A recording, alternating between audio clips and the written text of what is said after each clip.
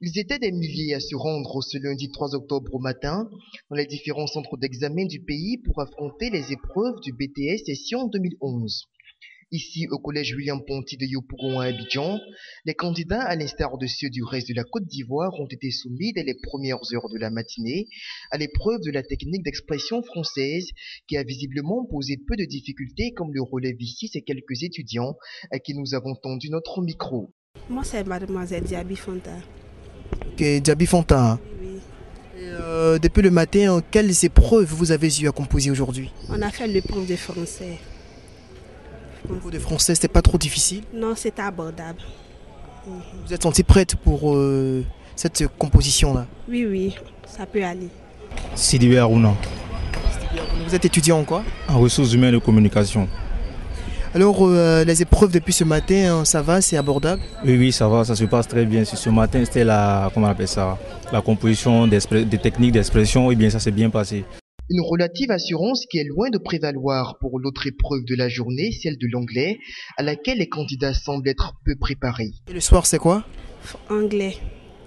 Anglais. Are you ready for this too?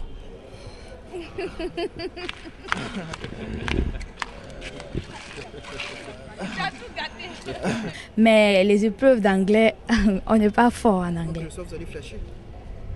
Non, on va pas vraiment, on va se débrouiller en tout cas. Ça va aller. Ce soir, c'est l'anglais. J'espère bien que cela aussi se passera très bien. And you ready for that examination too? Oh, Really well.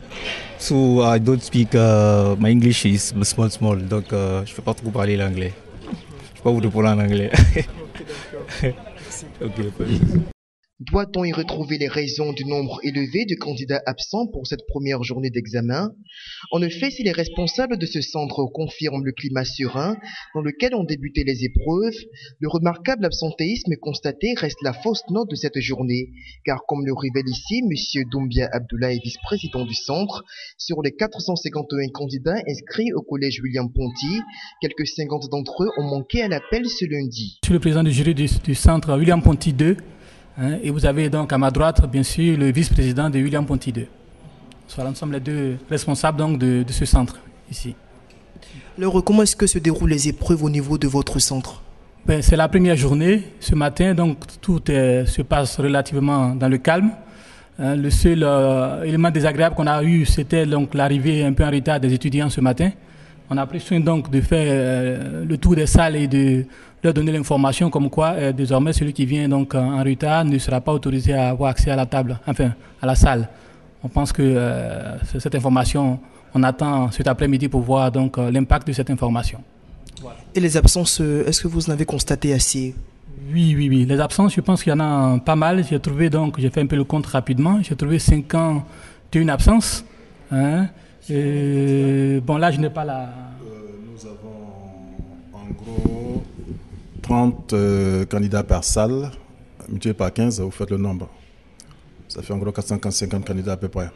Nous avons 15 salles et 30 candidats par salle. Donc, disons, il y a une salle absente, enfin, presque plus d'une salle. Hein. Le nombre d'absences représente plus d'une salle. Voilà. Est-ce que, à votre niveau, vous avez senti un certain enthousiasme chez les étudiants? Voilà. Le matin, pour la première journée, bien sûr, ils sont un peu timorés. Donc, bon, on attend de voir par la suite. C'est peut-être en milieu comment on appelle ça, du BTS qu'on verra s'il y aura de l'enthousiasme ou pas. Donc, ce matin, disons qu'il y avait un peu de peur parce qu'on ne sait pas ce qui leur attend, quoi, en fait. Les candidats, c'est lorsqu'on arrive aux matières professionnelles qu'on sent leur enthousiasme ou pas. Parce que Tel que études de cas, les matières techniques, les matières professionnelles, parce que c'est les matières au plus grand coefficient. Donc c'est là où on voit s'ils sont quand même abattus ou pas. Voilà.